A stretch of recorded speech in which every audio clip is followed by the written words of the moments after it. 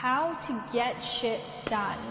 How can you start achieving the goals that you set out for yourself? My husband says that I'm the queen of getting shit done because when I say I'm going to do something, I do it. And it's something that's really served me in my life. And so I'm going to share with you just kind of my take on that. So maybe you can try it on and see if it suits you. So I think the first component of it is the personality aspect. It's adopting the mindset of I am a person of my word, I'm a person of integrity. If I say I'm going to do something, I'm going to do it. And really instilling that value within yourself, because otherwise it's easy to be flaky. You say you're going to do something and if you don't feel like it or you change your mind, you don't do it. But the thing is, if you do that enough times, then you start to lose trust with yourself. When you say you set yourself a goal and part of you feels like, well, you set goals in the past and you didn't achieve them, so what makes me believe that you're going to achieve this one? So it's becoming a person of your word, no matter how small the goal is. If it's even just cleaning the kitchen, if you say, I'm going to clean the kitchen tonight, then do it, because it helps to build your personal track record, just for you.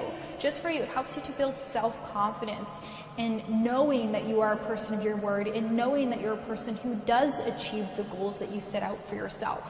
And for me personally, I just don't give myself the time to talk myself out of it. So if I say I want to do something, I'm going to start doing it. And I know that if I maybe spend a little bit more time thinking about like, oh, well, it's a little bit cold outside, or, I'm a little bit tired now. If I start to follow those thoughts, then I'm more likely to just bail. Instead, if I just say, okay, I said I was going to do that, let's go, without thinking too much about it, without getting so invested in the little thoughts in the back, then I'll go and do it.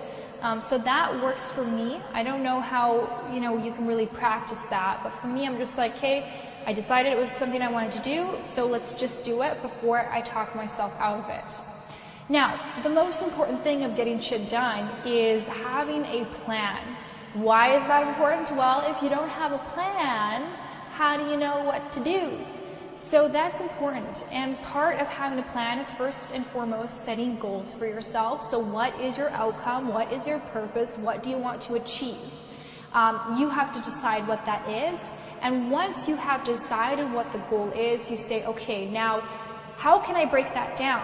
Breaking it down is really important, because usually it's not like you have a goal and you just have to do one thing to achieve that goal. That might work with really small tasks like cleaning the kitchen, but when you have a big goal in life, an ambition, like you want to open up a local store, well, that's going to involve a lot of smaller goals that you're going to need to achieve to help you to reach your ultimate goal. And so you got to be able to break it down. And once you break it down, then you start to take those action steps. And when you break it down, what you gain is clarity. Clarity is the key word, because when you have clarity, you now know what to do. You know what you're going to wake up and do every day, because you're clear on what those action steps are that will take you and get you closer to achieving your ultimate goal.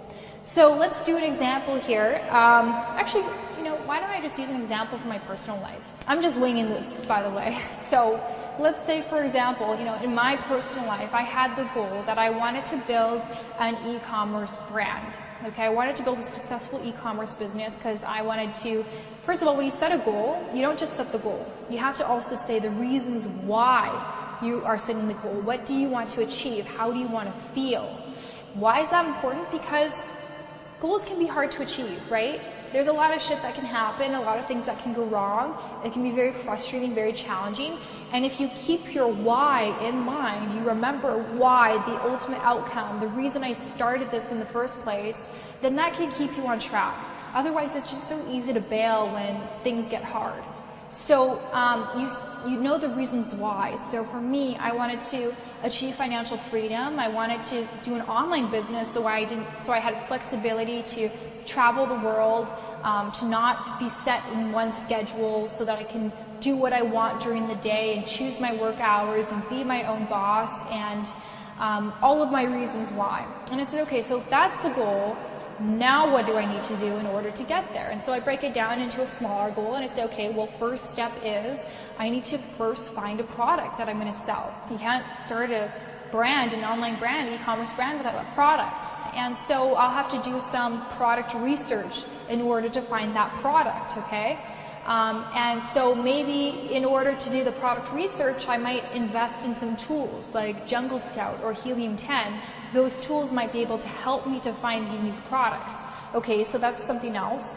And maybe what I could also do is like start a spreadsheet, and I can start like inserting information so that when I'm doing my research, I can be more organized about it. And so, okay, so that's one step I can take towards finding the product. Okay, is there anything else I can do for that? Well, I'm going to have to spend some time on it, so dedicating the time for that, that's a given. But that would be the first step for finding the product. So then I say, okay, well, what else do I need to do when I have a product? Well, I have to also find the manufacturer. So that's a whole other goal. And so how do I start with the process of that? Well, once I have picked the product, then I'll just start reaching out to manufacturers. Maybe I'll use a website like Alibaba.com, and I'll collect all the information in my spreadsheet. So you start to break it down into smaller goals and then into action steps. And then what happens is now you've got a whole list. It's like, this is the big plan, right? You can, have it beautifully laid out, and I encourage you to do that. Have a visual, because it helps you kind of remain on track.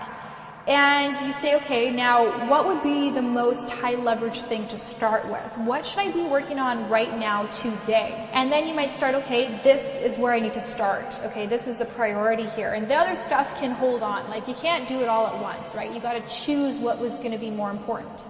You start working on that, and then when you achieve that, you work on the next thing and the next thing, and slowly, you get closer to achieving your goal. So that is how you get shit done, is you set the goal and break it up into smaller goals and then take action steps towards it. But you also have the personality that says, I'm going to achieve my goals. I'm going to take the action that I need to take to do it. I'm not just going to sit around saying that I want to do all these things, but not doing them. So it's a personality thing as well, which you can adopt, you can grow into it. And I recommend starting by just setting small goals for yourself and doing those things every day. You build that personal track record, that the success mentality that you can take into whatever it is